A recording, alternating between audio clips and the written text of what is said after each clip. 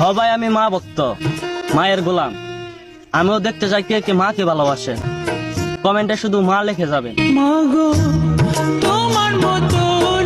আমি কেমনে বোঝাই তোরে, তুই আছিস বুকটা জুড়ে। আমি করবো কারে দান, দুঃখ রাখার জায়গা নাই। কপাল আমার পোড়া, প্রেমে লয়নি তো তাই জোড়া। তুই ভাগ্যে লেখা নাই, তাই কানলেও না পাই। সে আমার কাছ থেকে মুক্তি চায়, কিন্তু বলতে পারে না।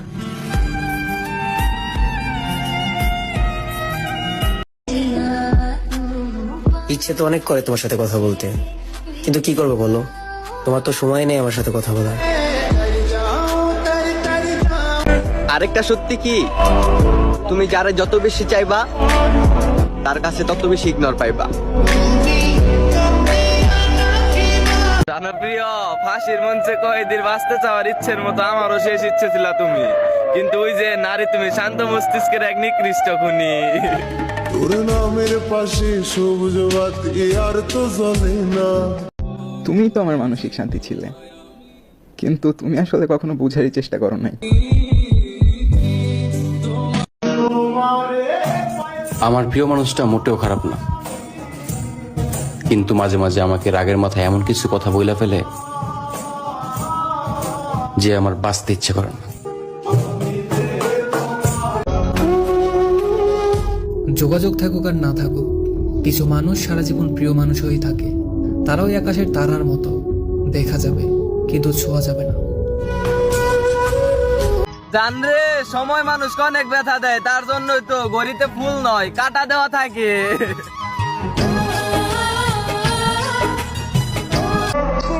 আমি তোমায় ভুলে যাব কেমন করে, চোখ বন্ধ করলেই তো তোমার কথা মনে পড়ে। যখন ভালোবাসলি আমায় ভাবলি না তখন, শ্যামলা নাকি কালো আমি ভাবিস তুই এখন। সবাই আমারে কান্দাইছে, হে মৃত্যু তুই একটা বার আমার পাশে দাঁড়াইস, আমিও সবাই রে কান্দাইয়া দিব। একটা সত্যি কথা কি, আমি আমার থেকেও বেশি তোমার কথা ভাবি। ক্যাপ্টেন আশিক স্যারের মতো যদি সব পুরুষ এভাবে নারীদের বকবক সহ্য করে নিতে পারতো, তাহলে মনে হয় নারীদের আর কোনো দুঃখই থাকতো না। তুমি আমার ছিল না, অথচ আমি তোমাকে হারানোর ভয় পাইতাম। একটা পুরুষ এতটাই শক্ত যে তার বাবার মৃত্যুতেও কান্দে না, আর একটা নারী এতটাই নিষ্ঠুর ওই পুরুষটাকেও কান্দায় ছাড়ে।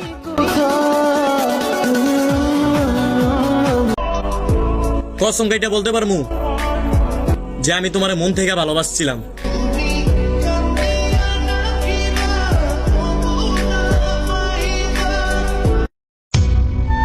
আমি কতটা নরম মনের মানুষ জানেন? কেউ আমাকে হাজারটা কষ্ট দিল, আমার সাথে একটু হাসি মুখে কথা বললে আমি সব কষ্ট ভুলে যাই। কিছু মানুষ এমন ভাবে আমার মন ভাঙছে, বাইচা থাকতে তাদের আর এই চেহারা দেখানোর কোনো ইচ্ছা নাই, আর মরার পর শেষবারের মতো যাতে লাশটাও না দেখতে পারে, আল্লাহর কাছে শুধু এটাই চাই।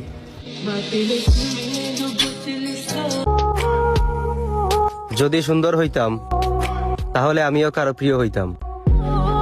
আসলে কি জানো, যে ব্যক্তি যত বেশি হাসি খুশি থাকে সেই ব্যক্তির কষ্টগুলো না তার থেকেও বেশি যন্ত্রণাদায়ক হয়, যার সবাই বোঝে না। সেই ক্ষেত্রে হাসি একমাত্র শক্তি যে কষ্টের সাথে লড়াই করে নিজেকে ভালো রাখে। না পাওয়ারি মাঝে আছে বেদনার সুর, ভুলে যেতে চাইলেই ভাসে তোরি মুখ।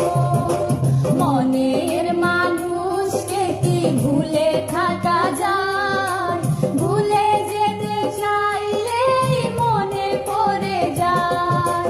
মরণ যদি আসে ও প্রিয়তমা, ভুলে যেতে পারবো না করিও ক্ষমা। আমাদের আবার দেখা হবে, এবার আমি না, তুমি হতাশ চোখে তাকিয়ে থাকবে আমার দিকে।